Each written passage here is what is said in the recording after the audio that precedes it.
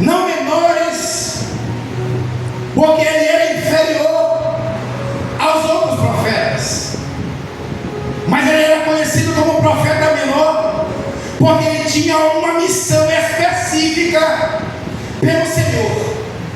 E essa missão a qual o Senhor deu a Jonas era que ele pregasse, que ele clamasse contra a cidade de Nínive. E a Bíblia vai relatar que todo chamado de Deus para o homem vem através da sua palavra.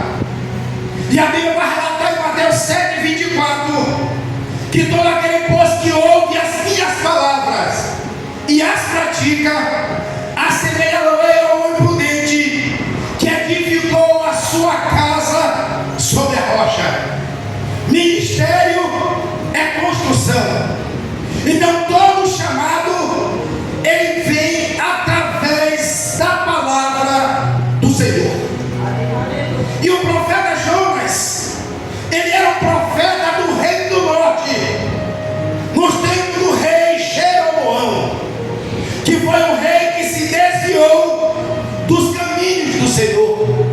E a Bíblia vai relatar que o nome Jonas significa pombo.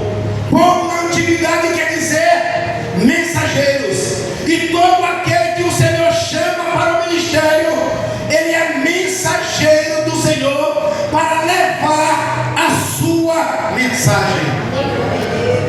E o Senhor chama Jonas para pregar contra Nínive, que era a capital da Síria, uma cidade perversa, uma cidade corrompida, uma cidade onde existiam homens maus.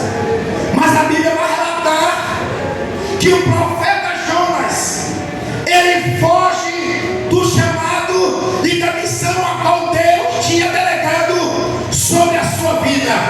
E nesse período a qual nós estamos vivendo, nós temos visto quantas pessoas que têm fugido da presença do Senhor para não exercer o chamado e o propósito a qual o Senhor determinou sobre a sua vida.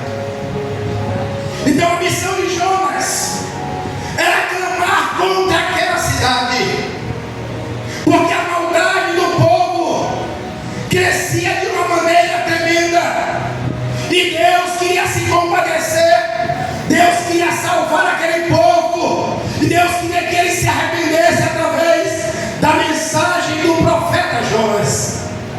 Então nós podemos ver na antiguidade, no capítulo 6 de Gênesis, a Bíblia diz que o Senhor falou: não contenderá o meu espírito para sempre com o homem, e seus anos de vida serão 120 anos.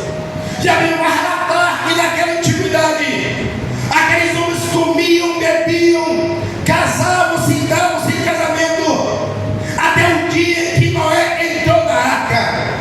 Noé, ele era pregoeiro da justiça, e o Senhor deu 120 anos de misericórdia para que aquele povo viesse a se arrepender dos seus maus caminhos. Mas a maldade do coração do homem se multiplicava a cada dia mais. E a Bíblia vai relatar através de Jesus em Mateus 24:12 que por se multiplicar a iniquidade, o amor de muitos se esfriará. O pecado tem aumentado, o pecado tem se multiplicado a cada dia sobre a face desta terra. Mas Deus tem levantado homens e mulheres tementes para proclamar a palavra do Senhor, porque o querer de Deus é que todo homem se salve e chegue ao pleno conhecimento da verdade. O Senhor quer que o homem seja salvo. O Senhor quer que o homem venha se arrepender dos seus maus caminhos. É o que o Senhor vai dizer através do apóstolo Paulo, escrevendo em Romanos 6, versículo 23, que o salário do pecado é a morte, mas o dom gratuito de Deus é a vida eterna por Cristo Jesus, o nosso Senhor. Então todo aquele que vive na prática do erro, que vive na prática do pecado, um dia ele vai receber o seu salário. E todos nós sabemos que todo caminho que não condiz com a palavra do Senhor, o homem vai naquele grande dia. Então o Senhor chama este homem, o Senhor chama este profeta chamado Jonas para pregar a sua palavra. E Jonas, a Bíblia diz que ele vai e compra a sua passagem e pega um navio. E quando ele chega neste navio, ele vai para o porão do navio, que a Bíblia diz que ali ele se deita e tem um sono profundo. Este profeta, ele estava negligenciando o chamado do Senhor. E a Bíblia vai relatar em Hebreus capítulo 2, versículo 3: como escaparemos nós, se não atentarmos para uma tão grande salvação?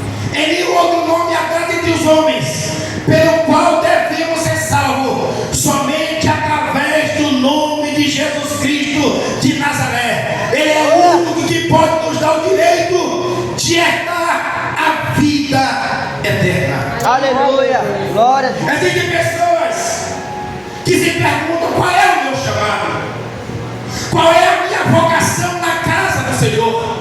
Tem pessoas que já estão há muito tempo fazendo a obra de Deus, mas aí não sabe aquilo a qual o Senhor lhe chamou. Se é para pregar, se é para louvar, se é para interceder. Todos nós na casa de Deus, nós temos uma ocupação, e muitos vão querer exercer o seu chamado na casa do Senhor. E a Bíblia vai dizer que o Senhor deu para cada um dom, e nós não podemos enterrar o dom, o talento ao qual o Senhor nos delegou, porque naquele grande dia nós não iremos nos apresentar ao Senhor de mãos vazias, porque quanto mais nos for dado, mais nos será cobrado. E veio a palavra do Senhor a Jonas, filho de Amitai, dizendo: levanta-te e vai à grande cidade de Nínive e clama contra ela, porque a sua malícia subiu até a mim.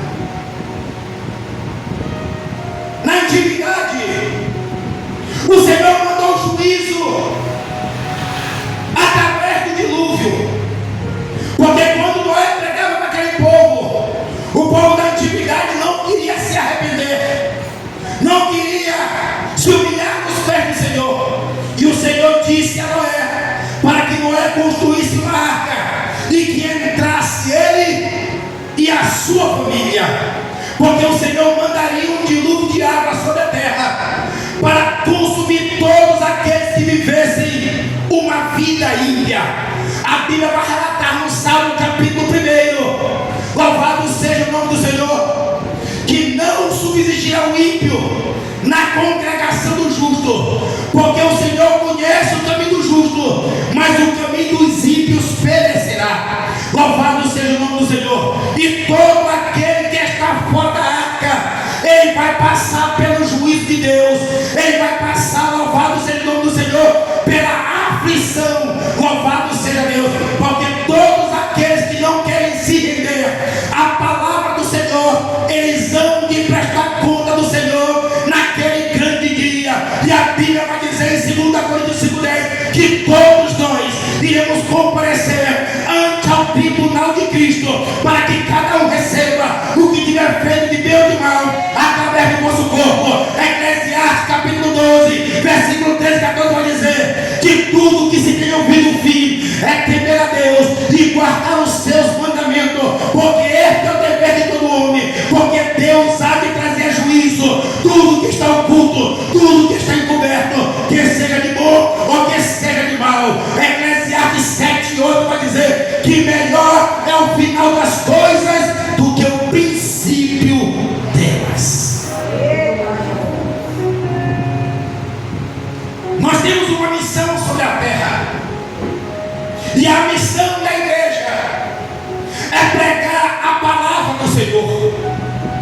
E Paulo vai dizer: como ouvirão se não há quem pregue? Como eu enviarei se não há quem envie? Para enviar tem que ter alguém preparado.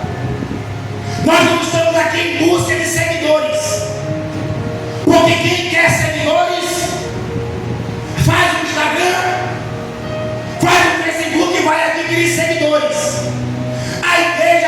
precisa de discípulos, de homens e mulheres temente ao Senhor, pessoas que têm coragem de pregar a sua palavra. Mas ultimamente a igreja do Senhor, a minoria, tem feito acepção de pessoas, porque um drogado não quer pregar, porque uma lésbica não quer pregar, porque um homicida não quer pregar. A Bíblia relata que para o Senhor não existe acepção de pessoa, porque este evangelho, ele é poder de Deus para a salvação de todo aquele que nele crê. Aleluia. Fala, Deus. Então a igreja, ela tem uma incumbência de pregar esta palavra.